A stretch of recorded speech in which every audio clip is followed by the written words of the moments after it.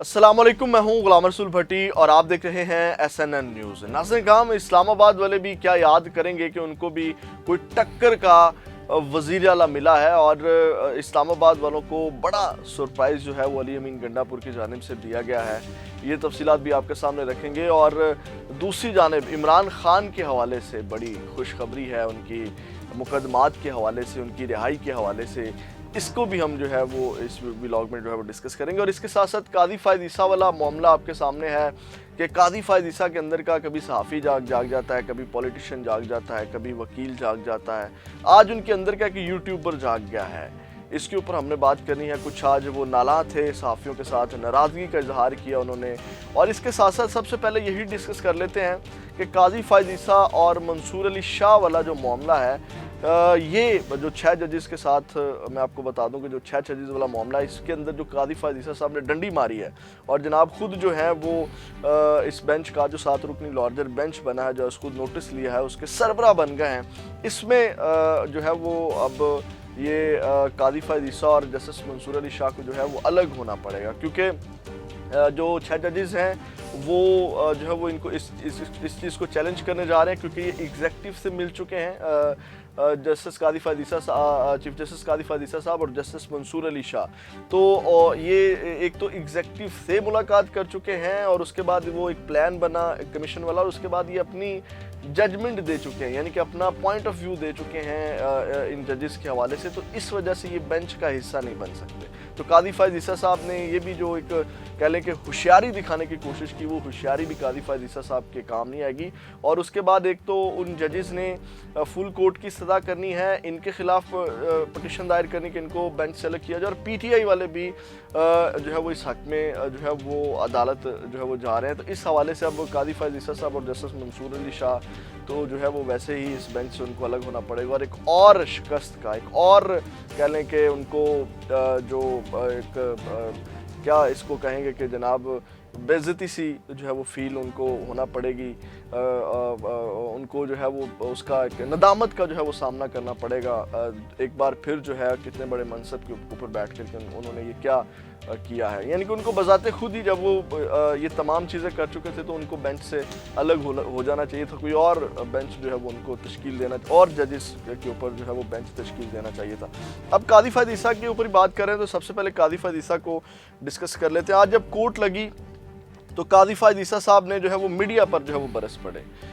60,000 cases pending हैं, उनका कोई ख्याल नहीं है काजी साहब को।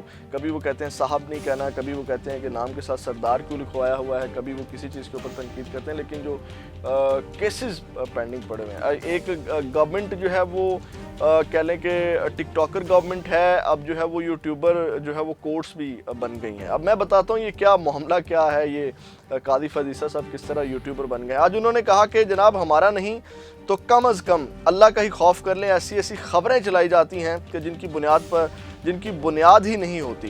कहा गया कि chief justice Islamabad high court से मुलाकात के दौरान मेरी अहलिया मौजूद थी। आज जो सबसे ज़्यादा झूठ बोलेगा वही बाज़ार में बिकेगा। क्या चीफ जस्टिस अपनी अहलिया को ऑफिशियल मुलाकात में बिठाता है? हम अगर इन सहाफ़ियों को बुलाकर पूछेंगे तो कहेंगे हम अपना सोर्स नहीं बता सकते। फिर मान लें कि आप झूठ बोल रहे हैं। ये अनगाइडेड मज़ाइल बन चुके हैं और क्या हम तौहीने अदालत का नोटिस जारी करें? तो इसके ऊपर उन्होंने कहा कादी साहब ने कि ये कसर रह गई थी, मतलब अदलिया बाकी तो मामला देख नहीं रही, अब इसकी कसर रह गई थी जो आज कादी ईसा साहब ने कहा जी ये सिलेक्टिव जो जर्नलिज्म है, सिलेक्टिव सहाफ़त जो है वो की जा रही है। हम अपना यूट्यूब चैनल जो है वो बनाने जा रहे हैं और जनाब उसके ऊपर अब काजी साहब बैठ कर के मुकदमात सुनने की बजाय व्लॉग किया करेंगे, प्रोग्राम किया करेंगे, खुद को जो है वो डिफेंड किया करेंगे। पहले वो डिफेंड करते रहते हैं लाइव समातों में, अब वो यूट्यूबर भी जो है वो बनने जा रहे हैं और इन्होंने जो सहाफ़ी हैं उनको अनगाइडेड मज़ाइल जो है वो करार दे दिया है। तो ये नाज़िर काम कादी फ़ायद ईसा साहब के हवाले से ख़बर थी। अब जो बड़ा सरप्राइज़ दिया है KP के वज़ीर आला ने, आज जो है वो बड़ी एक अलग जो है वो हैपनिंग हुई है। सेनेट का इलेक्शन जो है वो आज हो रहा है और सेनेट के इलेक्शन में 30 नशिस्तों के ऊपर टोटल आई थिंक कोई 48 नशिस्तें खाली हुई हैं इस बार और उनके ऊपर जो इलेक्शन हो रहा है, यानी कि 18 बिला मुकाबला मुंतखब हो चुके हैं और 30 के ऊपर जो है वो आज इलेक्शन जारी था। तो उसमें उस दरमियान क्या हुआ कि जनाब जो KPK का इलेक्शन है वो मुलतवी कर दिया गया। यानी कि केपीके का इलेक्शन इसलिए मुलतवी कर दिया गया कि एक तो जनाब जो वहाँ के अपोजिशन लीडर हैं अहमद करीम कुंडी, उन्होंने जो है वो इलेक्शन कमीशन में दरख्वास्त दायर की हुई थी, क्योंकि जो मखसूस नशिस्तें दी गई हैं उनके ऊपर केपीके में हलफ नहीं लिया गया। उसके ऊपर जो है वो केपीके के जो वज़ीर आला हैं वो जनाब डट गए हैं और उन्होंने जो है वो इसके ऊपर जब वो हलफ नहीं लिया तो ये दरख्वास्त भी गई हुई थी, तो केपीके का इलेक्शन जो है वो मुलतवी कर दिया गया। अब इस बुनियाद के ऊपर जब ये इलेक्शन मुलतवी कर दिया गया है तो अब जो है वो कोई 11 सीटें हैं इसकी केपीके असम्बली की, तो पीछे जो है वो ऑलमोस्ट कोई 19 सीटों के ऊपर अब इलेक्शन हो रहा है और केपीके का जो है वो उन्होंने नोटिफिकेशन भी जारी कर दिया कि वहाँ जो है वो इलेक्शन नहीं होगा। तो ये अगर हलफ उठा लेते हैं जो मखसूस नशिस्तें हैं तो उसमें से कुछ 4 अपोजिशन वाले ले जाएंगे और बाकी जो है कोई ऑलमोस्ट कोई 8 के करीब जो है वो केपीके यानी कि जो गवर्नमेंट है पीटीआई वाले सुन्नी इत्तेहाद कौंसिल वाले वो ले जाएंगे। तो अब जो है वो ये मामला वैसे ही फंस गया और इस सब के अंदर जब ये इलेक्शन केपीके का नहीं हुआ तो चेयरमैन सेनेट और डिप्टी चेयरमैन सेनेट का भी इलेक्शन नहीं होगा जब तक केपीके के अंदर इलेक्शन नहीं होगा। तो ये मामला अब जो है वो फंस चुका है। ये अब इस्लामाबाद वाले और जो केपीके के वज़ीर आला वो आमने सामने आ गए हैं। तो इसके ऊपर जो अली अमीन गंडापुर हैं उन्होंने आज कहा कि किस तरह हमारी नशिस्तें किसी और को दे दी गई, बार बार आइन को तोड़ा जा रहा है, आइन तोड़ने की सज़ा मौत है फिर भी आइन टूट रहा है। बहसीयत वज़ीर आला कह रहा हूँ कि हम मुकाबला करेंगे, आखिरी हद तक जाएंगे।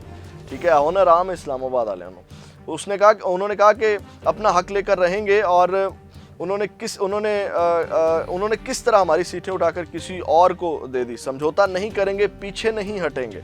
अवाम हमें आइन साजी और इसके तहफ़्फ़ुज़ के लिए वोट देते हैं, हमारा इंतखाबी निशान और रिज़र्व सीटें भी छीन ली गई।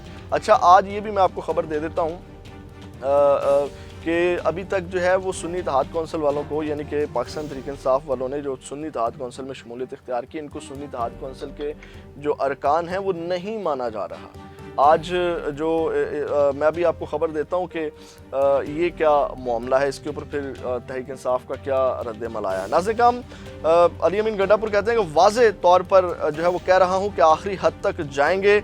हमने पंजाब और खैबर पख्तूनख्वा की समनियत तहलील की, आइन के मुताबिक 90 रोज़ में इलेक्शन होने थे लेकिन नहीं हुए और आइन तोड़ा गया जिसकी सज़ा मौत है। इस्लामाबाद हाई कोर्ट के 6 जजेस के ख़त में भी बहुत सारी चीज़ें सामने आई हैं और उन्होंने आइन में कहीं नहीं लिखा कि जो सीटें जिनका हक है उनको ना दी जाएँ और जिनका हक नहीं है उनको दे दी जाएँ।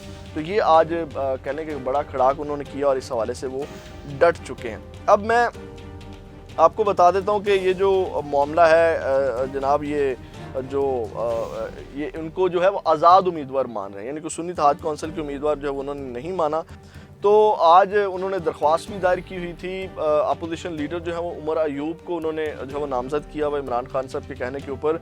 तो कौमी असम्बली में जो कायद हज़ब इख्तिलाफ़ की तकर्री का मामला है वो मुकम्मल हो गया है, लेकिन अपोजिशन लीडर के लिए जो उमर अयूब साहब हैं उनको जो है वो उनकी दरख्वास्त के ऊपर जो एप्लीकेशन दी हुई थी स्पीकर कौमी असम्बली को याद सादिक साहब को, उन्होंने जो है वो डिक्लेयर कर दिया उमर अयूब को अपोजिशन लीडर के जनाब उमर अयूब होंगे लेकिन आज़ाद उम्मीदवारों के अपोजिशन लीडर होंगे। सुन्नी इत्तेहाद कौंसिल का नहीं मान रहे कि ये सुन्नी इत्तेहाद कौंसिल के उम्मीदवारान हैं।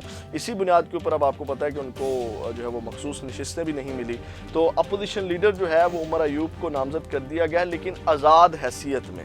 अब इसके अंदर जो पाकिस्तान तहरीक इंसाफ वाले हैं बैरिस्टर गौहर साहब जो है उनका रद्द-ए-अमल आया है। उन्होंने कहा कि हम अब आज़ाद उम्मीदवार नहीं हैं बल्कि बाकायदा सुन्नी इत्तेहाद कौंसिल में शामिल हुए थे और उन्होंने कहा कि 720 सफ़ात के दस्तावेज़ात मैंने इलेक्शन कमीशन में जमा करवाए थे। मखसूस नशिस्तों पर भी जो पार्टी स्ट्रक्चर दिया था उसमें भी सुन्नी इत्तेहाद कौंसिल का नाम शामिल था, यानी कि उन्होंने कहा कि जो जिसकी बिहाफ के ऊपर मखसूस नशिस्तें मिल सकती थी सुन्नी इत्तेहाद कौंसिल उसमें शामिल थी। तो उन्होंने कहा कि स्पीकर कौमी असम्बली का ये करार देना कि हम आज़ाद हैं मुनासिब नहीं है। वही जो मैंने आपको बात बताई कि उनको आज़ाद हैसियत के तौर पे अपोजिशन लीडर जो है वो नामज़द किया गया है। उसके बाद उन्होंने कहा कि हम इस मसले को टेकअप कर लेंगे और उन्होंने कहा कि इलेक्शन कमीशन को केपीके के इलेक्शन मुलतवी नहीं करने चाहिए थे, इसकी जीती हुई सीटों से ज़्यादा सीटें नहीं देंगे। केपीके अपोजिशन की 17 सीटें और मज़ीद 30 सीटें मांग रहे हैं। तो ये आज जनाब बैरिस्टर गौहर भी डट गए हैं, जो इलेक्शन वहाँ मुलतवी किया गया, और इस हवाले से ये भी खबर। अब आखिरी खबर ले लें, जो बड़ी खबर है जिसका आपको इंतज़ार है, और वो इमरान खान साहब की बरीयत वाली जो खबर है, वो खबर भी जनाब ले लें। वो खबर क्या है? इमरान खान साहब के हवाले से अब आपको पता है कि बेबुनियाद और सियासी केसेस बनाए गए, और अब वो उनकी ना कोई सर है ना कोई पाँव है, तो उन्होंने जब एक एक करके ख़त्म होना है। बैरिस्टर अली ज़फ़र ने तो कल बड़ी खुशखबरी सुनाई थी, उन्होंने कहा कि जनाब अब जल्दी जो है वो चीज़ें हो जाएंगी, लेकिन आहिस्ता आहिस्ता चीज़ें ख़त्म होंगी। उन्होंने साइफ़र केस के हवाले से कहा था, लेकिन साइफ़र केस के ऊपर भी दलाइल को ऑलमोस्ट एक हफ़्ता जारी रहेंगे। इस वजह से आज इमरान खान साहब की रिहाई तो नहीं हो सकती, लेकिन एक बड़े मुकदमे में उनको बरी कर दिया गया। नाज़रीन, ये 2023 में अदलिया से इजहार यकजहती के लिए रैली निकालने पर दफ़ा 144 जो है वो नाफिज की गई थी। तो जब रैली निकाली गई तो उन्होंने कहा जी ये दफ़ा 144 की खिलाफ वर्जी कर दी गई, जिसमें इमरान खान समेत मुख्तलिफ रहनुमाओं के ऊपर मुकदमा दर्ज कर दिया गया था मारगला थाने में। तो आज उनको उस मुकदमा नंबर 281/23 में जो है वो बाइज़्ज़त बरी कर दिया गया है। ये जो उनके वकील हैं मिर्ज़ा आसिम बेग, उन्होंने वो इसकी पैरवी कर रहे थे। तो इस्लामाबाद की जो डिस्ट्रिक्ट कोर्ट है वहाँ से इमरान खान साहब को बरी कर दिया गया। ये एक बड़ी अच्छी खबर है कि एक एक करके इमरान खान साहब के अब तमाम मुकदमात जो हैं वो ख़त्म होते जा रहे हैं। तो नाज़रीन, ये अब तक की अहम अपडेट्स थी। अगली वीडियो में आपके साथ दोबारा मुलाकात होगी। अपना फीडबैक ज़रूर दिया करें, कमेंट सेक्शन आपके लिए है। आपकी राय जो है वो हमारे लिए बहुत अहमियत की हामिल है। पाकिस्तान जिंदाबाद।